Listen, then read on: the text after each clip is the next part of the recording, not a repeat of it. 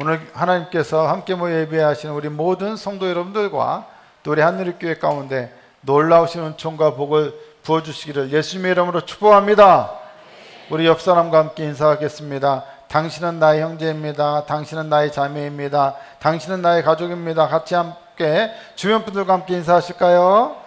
네, 앞뒤에 계신 분, 좌우에 계신 분, 멀리 계신 분, 가까이 계신 분들과 함께 인사합니다.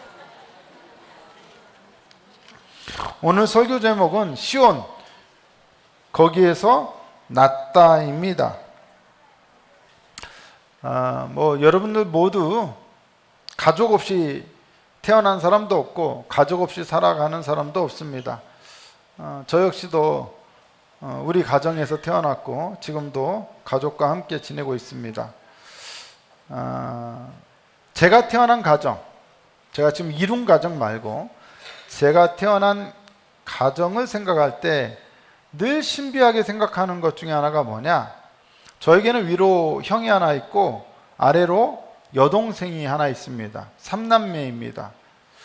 이 3남매를 보면 볼수록 우리 3남매는 서로 정말로 안 닮았다는 것입니다. 저는 그게 너무 신기합니다. 저는 우리 아버지를 닮았고 우리 형은 우리 어머니를 닮았습니다. 그러면 제 여동생은 아버지를 닮거나 어머니를 닮거나 해서 큰오빠를 닮거나 작은오빠를 닮아야 할 거 아닙니까? 근데 어떨까요? 주관이에요. 누굴 닮았는지 모르겠어요. 결과적으로 3남매가 서로 다 안 닮았습니다. 형과 저도 안 닮았고 저랑 여동생도 안 닮았고 저희 형과 저희 여동생도 안 닮았습니다. 어떻게 이렇게 신기할 수 있죠? 한 배에서 났는데 닮은 사람이 이렇게 한 명도 없을 수 있을까요? 반대로 저희 처가, 저희 집사람 가정은 그래도 닮았어요. 저희 집사람과 저희 처형이, 집사람 언니가 키는 달라요. 집사람이 많이 크고 처형이 달라요. 작아요.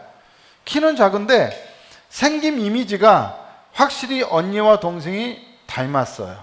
똑같진 않지만 이미지가 상당히 닮았어요. 그래서 키는 크고 작고 차이는 있지만 자매구나 라고 하는 느낌은 있어요. 근데 우리 집은 전혀 안 닮았어요. 신기하죠? 한 배에서 났는데 안 닮았어요. 그런데 신기한 건 또 그거예요. 전혀 생긴 건 안 닮았는데 묘하게 닮은 구석이 있다라는 거예요. 묘하게. 참 신기해요. 우리 애들이, 제가 요르단 살 때 집사람과 애들이 한국에 한 2달 정도 방학 때마다 나와서 지낸 적이 있었어요. 그럼 한국에 와서 우리가 집이 없으니까 지낼 데가 없잖아요. 그럼 어디에서 지냈느냐? 큰아빠네 집에서 지냈어요. 저희 형네 집에 지냈는데 분명히 저하고 형은 너무 생김새도 다르고 성격도 달라요. 성격도 달라요. 저는 성격이 참 좋고 누구는 좀 그렇지 못한 것 같아요. 제 개인적으로는. 차마 우리 형이라 내가 성질 더럽다고 말은 못하겠고 어쨌든 달라요. 그런데 분명히 다른데, 생김새도 다르고 다른데 한 번은 그러더라는 거예요. 우리 딸내미가 엄마한테, 큰아빠가 너무 조카들을 사랑하고 잘해줘요. 막 안아주고 선물 사주고 먹을 거 사주고 용돈 주고. 근데 하는 게 꼭 아빠가 애들한테 하는 것처럼 큰아빠가 애들한테 해줬나 봐요. 그래서 한 번은 딸이 자기 엄마한테, 분명히 아빠는 없는데 아빠가 없는 것을, 아빠의 공백, 빈자리를 못 느낀다는 거예요. 큰아빠가 있어서. 아빠 삐짐. 아빠가 없으면 없는 걸 느껴야지. 그 정도로 큰아빠에게서 누구를 느껴요? 아빠의 느낌을 느껴요. 뭐냐?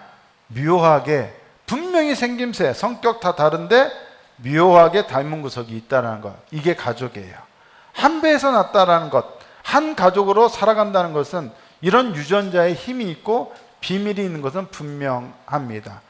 중요한 것은 뭐예요? 분명히 다르나 한 배에서 났다. 같은 배에서 태어났다. 가족이 되었다라는 것입니다. 여러분, 오늘 본문은 시편 87편은 시온에 대한 이야기예요. 시온. 시온이 무슨 뜻인지 아세요? 시온은 문자적으로는 히브리어는 치온이라고 그래요. 치온. 근데 뜻은 뭐냐? 눈에 띄다라는 뜻이에요. 왜 그런가 하면 예루살렘이, 시온이 있는 예루살렘이 다른 지대보다 높아요. 높은데, 예루살렘이 높은 데다가 그 높은 데 또 산이 있어요. 그게 시온산이에요. 그게 멀리서 보면 눈에 띄어야 안 띄어요? 띌 수밖에 없는 거죠. 그런데 이 시온의 중요한 점은 뭐냐? 이 시온에는 하나님의 성전이 지어졌어요. 그래서 이 시온을 가리켜서 이 시편 기자는 하나님의 성산이라고도 표현하고 영광스럽다라고도 표현을 해요. 보통 여러분 시온에 하나님의 성전이 있어요. 그러면 하나님의 성전에 왜 갑니까, 여러분? 왜 가죠? 예배 드리러 가요. 그리고 예배 드리러 가요? 제사 드리러 가요? 그러면 제사 드리면 뭘 받아야 돼요? 보통 예배를 잘 드렸다, 제사를 잘 드렸다 그러면 은혜를 받았다. 혹은 제사장이 예배 드리고 꼭 축복을 하거든요. 하나님의 말씀으로 선언을 해요. 뭐 우리가 잘 아는 신명기 6장에 나오는 아론의 축복 같은 거 축복을 한다고요. 그러면 내가 예배 드리고 은혜 받았다 혹은 축복받았다 이렇게 얘기를 해야 할 거 아닙니까? 시온에 갔다 왔으면. 그런데 오늘 본문을 보니까 내가 은혜 받았다 축복받았다 말하지 않고 다르게 말을 해요. 어떻게 말하는 줄 아세요? 보실까요? 시편 87편 5절에 뭐라고 되어 있느냐? 뭐라고 그래? 시온 거기서 어떻게 했다? 났다. 내가 거기 가서 거기서 은혜 받았다 축복받았다 말하지 않고 거기서 났다. 6절에도 보니까 뭐라고 그래요? 사람이 거기서 났다 이렇게 표현해요. 은혜 받았다는 말을 안 쓰고 거기서 났다. 여기서 났다라는 말은 뭐예요? 태어났다는 말이에요. 태어났다. 오늘 설교 주제가 시온 거기서 났다, 태어났다 이건데 오늘 또 하나님께서 감사하게도 우리 공동체에 새로운 생명을 또 허락하셨어요. 남자아이가, 이쁜 남자아이가 김지훈 성도, 라이즈 성도 가정에 태어났어요. 아, 참 놀랍네요. 원래 예정일이 금요일인데 오늘 태어났어요. 이 설교 제목과 함께 하고 싶어서 이 아이가 태어났나 봐요. 중요한 거, 태어났다는 거예요. 근데 여러분 중요한 것은 어떤 사람들이 태어났느냐가 중요해요. 4절을 보니까 한번 보실까요? 시편 87편 4절 보니까 뭐라고 되어 있습니까? 한번 다 함께 읽어볼까요? 시작. 나는 라합과 바벨론이 나를 아는 자 중에 있다 말하리라. 보라, 블레셋과 두로와 구스여 이것들도 거기서 났다 하리로다. 여러분 라합, 바벨론, 블레셋, 두로, 구스예요. 바벨론, 블레셋, 두로, 구스는 잘 알아요. 그럼 라합은 누구예요? 라합은 어느 나라예요? 라합은 어느 나라죠? 라합은 애굽을 가리킵니다. 라합은 애굽의 신화에 나오는 바다 괴물이에요. 바다 괴물인데 굉장히 덩치가 커요. 덩치가 크니까 이 라합은 하나님을 대적하는 존재로 나와요. 라합은 애굽을 가리키는데 애굽은 늘 하나님을 대적하던 나라였어요. 그렇죠? 모세를 통해서 하나님께서 내 백성을 보내라 하니까 아이고 하나님 말씀하시면 제가 순종해야죠. 아멘이죠. 하고 순종했나요? 아니죠. 하나님 말씀 안 들었어요. 이스라엘 백성 안 보내려고 했어요. 그래서 얻어 터졌어요. 그게 10가지 재앙이에요. 끝까지 대적해요. 라합은 애굽이고 애굽은 늘 특징이 뭐냐? 하나님을 대적하는 나라예요. 바벨론도 마찬가지예요. 하나님 대적했죠. 하나님의 백성인 이스라엘을, 유다를 침공해서 멸망시켰어요. 심지어 성전까지도 파괴시켰어요. 블레셋은 아시다시피 이스라엘과 늘 적대적인 관계였어요. 두로는 어때요? 두로는 부유했어요. 돈을 많이 벌었어요. 해상무역으로 돈을 엄청 많이 벌었어요. 그런데 문제는 두로는 바알 숭배의 중심지였어요. 하나님을 믿는 신앙하고 상극이에요. 구스는 어떤 나라냐? 이스라엘에서 굉장히 멀어요. 그리고 구스는 아프리카 사람들이에요. 아프리카 사람들은 피부가 어때요? 까무잡잡하죠. 예. 그러다 보니까 피부가 까무면 옛날이나 지금이나 그게 좋은 건 아닌데 인종적으로 피부가 까맣다는 이유로 멸시를 당하는 경우가 많아요. 구스는 지리적으로는 먼 나라에다가 피부가 까마니까 좀 무시당하는 사람들이에요. 근데 여러분 생각해 보세요. 이스라엘 입장에서 라합이 됐든 바벨론이 됐든 블레셋이 됐든 두로가 됐든 구스가 됐든 하나님의 백성으로 태어날 만한 자격이 있어요, 없어요? 하나님의 백성이라고 여겨질 만한 그런 뭔가 모습을 보여준 나라가 있어요, 없어요? 없다라는 거예요. 그런데 오늘 본문을 보니까 시온에서 그들이 났다는 거예요. 뭔 얘기예요? 시온에서 그들이 영적으로 새롭게 태어났다는 얘기예요. 오늘 우리식으로 말하자면 이 나라들이 하나님을 늘 대적하고 하나님 없이 살던 이 나라들이 어떻게 되었다? 하나님 안에서 거듭났어요. 거듭났어요. 중요한 거, 이렇게 우리의 상식과 우리의 기준으로 봤을 때 도저히 하나님의 사람으로 거듭날 것 같지 않는 저 사람이 시온을 통하여 어떻게 되었다? 태어났다라는 거예요. 오늘 우리 아이들이 유치부부터 유초동부 또 중고등부 청년부 이르기까지 교회에서 하나님을 같이 예배하며 우리와 함께 하나님을 찬양합니다. 참 보기 좋죠? 네, 좋은 말 할 때 대답하셔야 돼요. 네, 보기 좋죠? 애들이 먼저 대답하잖아요. 여러분, 그런데 여러분, 이 아이들이 우리 교회에서 우리와 오늘 함께 예배드린 것은 단지 이 아이들이 우리의 가정에서 태어났기 때문이 아니에요. 뭐 때문이에요? 이 아이들이 우리 교회에서 태어났기 때문이에요. 교회는 누구를? 모든 영혼들을 하나님의 백성으로 새롭게 태어나게 하는 어머니와 같은 교회예요. 내가 거기서 낳았다라고 하는 얘기는 시온이 이 사람들을 낳은 어머니란 얘기예요. 태라는 것은 근본이에요. 모든 하나님의 백성들은 그 사람들이 아무리 그 전에 태어나기 전에 영적으로 거듭나기 전에 하나님을 대적했던 흉악한 범죄를 저질렀던 어떤 일이 있었던 간에 상관없이 그들은 시온을 통하여 어떻게 될 수 있다? 새롭게 태어날 수 있다는 거예요. 이 아이들이 오늘 우리와 함께 예배드린 것은 우리 교회가 존재했기 때문이고 이 교회에서 그들이 하나님의 백성으로 태어날 수 있었기 때문입니다. 아멘이십니까? 마찬가지예요. 오늘 우리들이 이곳에서 예배드리는 이유는 간단해요. 하나님께서 교회를 세우셨고 그리스도의 몸된 교회를 세우셨고 그 교회를 통하여 우리가 어떻게 되었기 때문에 태어났기 때문이에요. 할렐루야.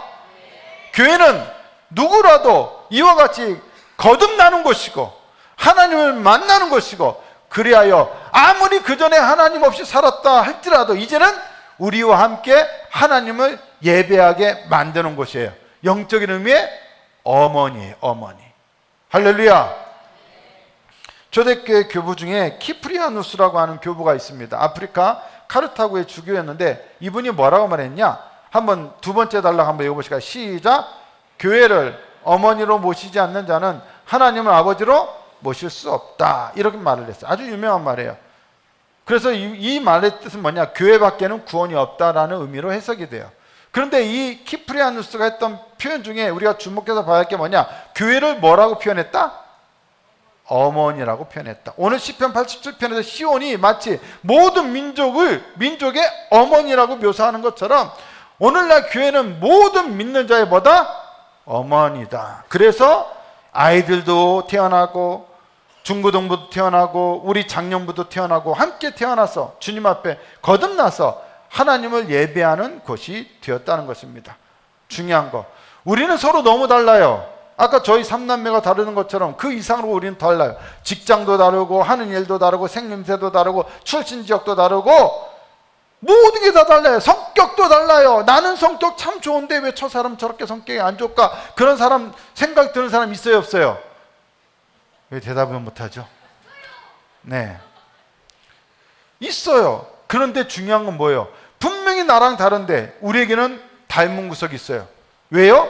그리스도 안에서 성령을 통해 우리가 다시 태어났기 때문이에요. 함께 이 자리에 예배드려 모였어요. 하나님을 찬양해요. 예수 이름으로 기도해요. 성령을 구해요. 우리에게는 영적으로 닮은 구석이 굉장히 많다라는 거예요. 그리고 그것이 교회를 하나 되게 해요. 그리고 그 교회를 통하여 또 다른 영혼들이 어떻게 돼요? 다시 새롭게 태어나게 될 것입니다. 교회는 그런 곳이 되어야 합니다.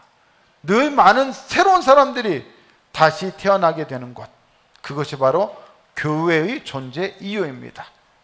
여러분, 왜 나가서 우리 교회에 오세요라고 말을 해야 합니까?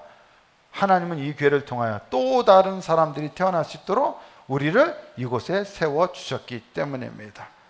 아이들의 모습 속에서 우리가 얼마나 뿌듯해요. 아이고, 우리 애들이 참 저렇게 태어나서 엊그제까지만 해도 그냥 옹알이 하던 애들이 다 커가지고 하나님을 막 뛰면서 찬양하네?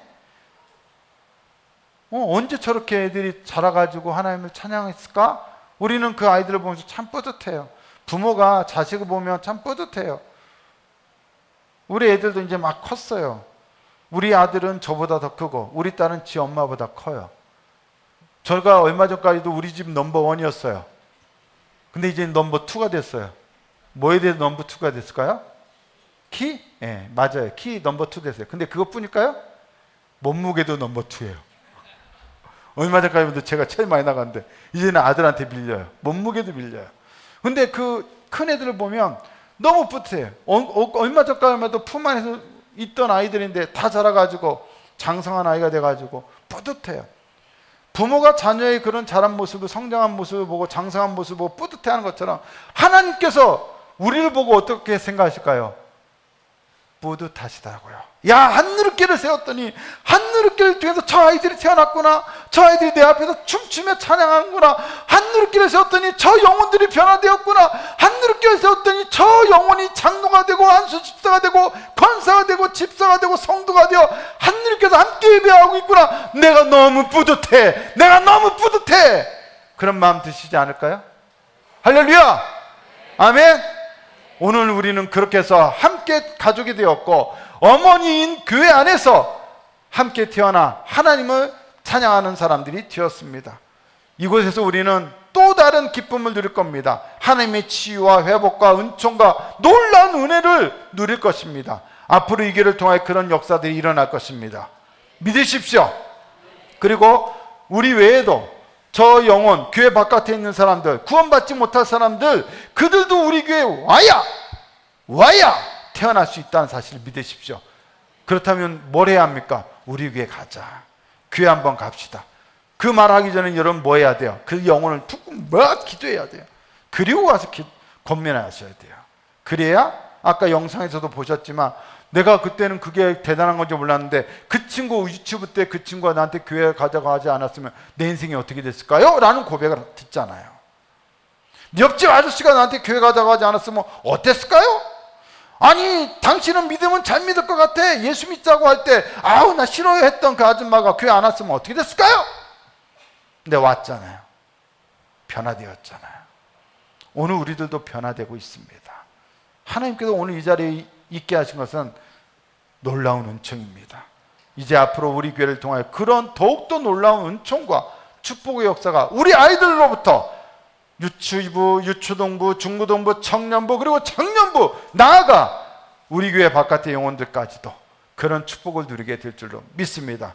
그러므로 우리는 기억해야 합니다. 시온 거기서 났다. 나도 났고 저도 났고 저 사람도 났고 야 라합과 같은 사람도 났고 야 바벨론 같은 사람 저 흉악한 사람 그런 사람도 여기서 태어나는구나. 변화될 수 있구나. 새롭게 될 수 있구나. 구원받을 수 있구나. 아하, 하나님은 교회를 통하여 생명과 구원의 역사, 축복의 역사를 이루시는구나. 놀랍도다. 하나님의 영광이여, 하나님의 성산이여, 시온이여, 이 놀랍도다, 영광스럽도다. 그리고 하늘교회여, 하나님의 영광이 될지어다. 은총이 될지어다. 축복이 될지어다. 우리는 그렇게 노래하고 찬양하고 주님을 영화롭게 하는 축복의 사람들이 될 줄로 믿습니다. 앞으로 그러한 꿈과 기대를 가지고 전도하는 일과 예배하는 일과 헌신하는 일과 함께 모여 교제하는 일에 더욱더 힘쓸 수 있는 저와 여러분 다 되실 수 있기를 예수님의 이름으로 축복합니다. 아멘. 원래 온세대 통한 예배 때는 제가 선물을 준비했는데 오늘 그때 지난번까지는 애들 몇 명한테만 선물 드렸잖아요. 오늘은 여러분 모두에게 선물 준비했습니다. 뭘까요? 네, 설교 짧게 하는 선물. 설교 끝!